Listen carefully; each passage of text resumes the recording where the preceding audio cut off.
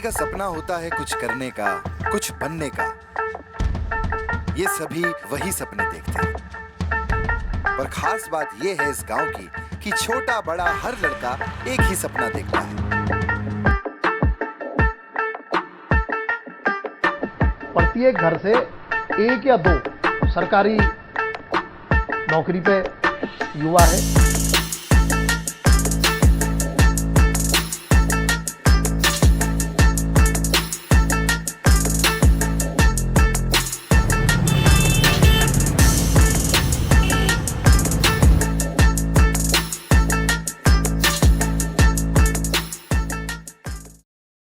भरा नहीं जो भावों से बहती जिसमें रसधार नहीं, वो हृदय नहीं पत्थर है जिसमें स्वदेश का प्यार नहीं। लेफ्टिनेंट शहीद भरत सिंह जो सन 1971 की हिंदुस्तान पाकिस्तान लड़ाई में शहीद हुए, जिसमें बांग्लादेश को आज़ाद कराया गया था, उन्होंने एक पूरी बटालियन को, पाकिस्तान की पूरी बटालियन को अपने अदम्य साहस से उन्होंने तहस नहस कर डाला था, अपने जान की बाजी लगा करके। उस दिन भरत सिंह की जिस दिन ये शहीद हुए, उस दिन जावली में, मुझे अच्छी तरह से याद है, जावली में 3 दिन तक किसी की घर में खाना नहीं चला था।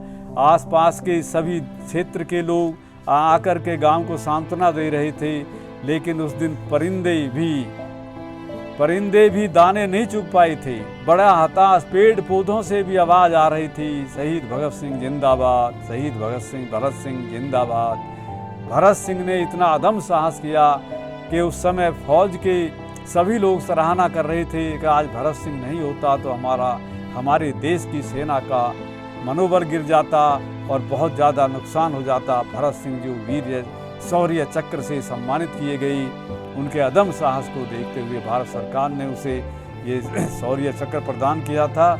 ऐसे शहीद भरत सिंह हमारे ही गांव की जन्मभूमि, लेट करके इस भूमि से, और उनको प्रेरणा मिली, जभी तो वो देश के लिए इतना बड़ा त्याग कर गई। भरत सिंह की उम्र उस टाइम, वो BSc करके 2nd लेफ्टिनेंट से भर्ती हुए थे, उस समय उनकी उम्र कोई 22-23 वर्ष की ही रही होगी।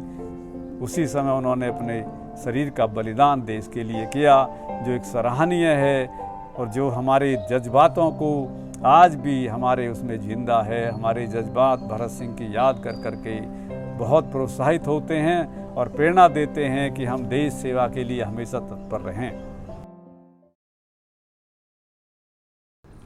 अच्छे लोगों का सत्संग यहाँ है, उन्हीं से तो होता है हमको ज्ञान।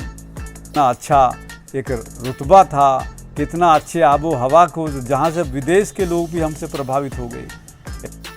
जैसे हमारे गांव में एक बार बेलारूस के प्रतिनिधि आए थे, जिन्होंने गांव की स्वच्छता और सुंदरता और बसापट को देखते हुए उन्होंने एक बेलारूस नाम का ट्रैक्टर गिफ्ट किया था हमारे ग्राम प्रधान को। वो आज भी हालांकि खंडहर हो चुका है, लेकिन उसके अवशेष अभी भी हमारे यहाँ पे सुरक्षित रखे गए हैं, उसकी यादों को सजोए हुए हैं। विदेश से जब कभी कोई विदेशी प्रतिनिधि किसी देश में आता है तो किसी 1 या 2 गांवों को चयन करता है, तो उस टाइम में कभी पुराने समय में हमारे इस गांव को विजिट के लिए उन्होंने चुना था और हमें ये उपलब्धि प्राप्त हुई थी।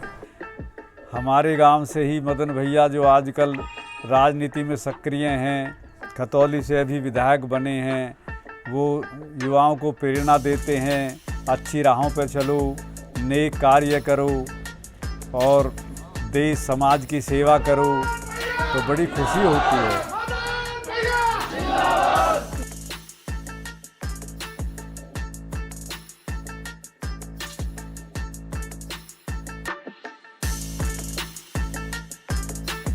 तकड़े पहलवान इस जावली में, इस भूमि में हुए, जिनमें से गोविंद सिंह, सेगन, सुखदेव, धौले बहुत नामी पहलवान थे। बिरमा प्रधान जो पहलवानी में बड़े मजबूत थे, करनी अखाड़े के खलीफा जो करनी पहलवान, सच्चे पहलवान और जिले पहलवान।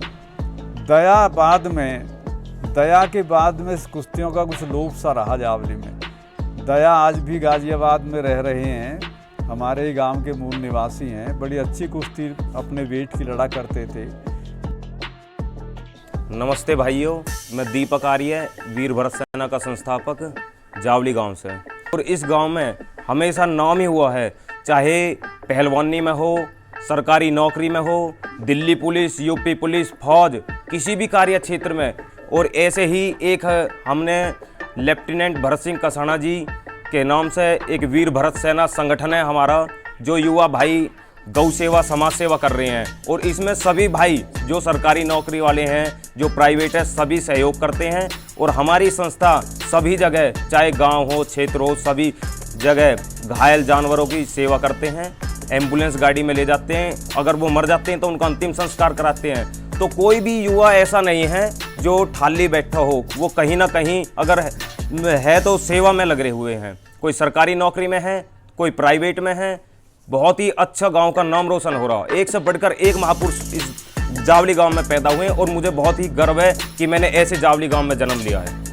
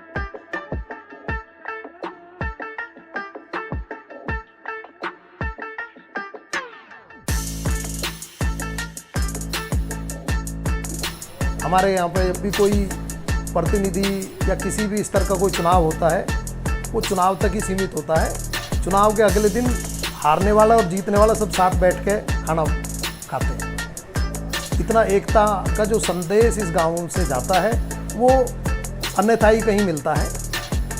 मतलब और शिक्षा के क्षेत्र में अगर गांव की मैं बात करूं तो यहाँ पे 2 या 3 लाइब्रेरियाँ हैं जो बच्चों को बहुत अच्छी शिक्षा प्राप्त करा रही हैं। गांव के अंदर खेलने कूदने की इतनी अच्छी सुविधाएं हैं कि गांव के चारों तरफ अगर बात करें हम तो 4 से 5 स्टेडियम हमारे गांव में हैं, जिनका युवा आज की डेट में पूरा फ़ायदा उठा रहा है।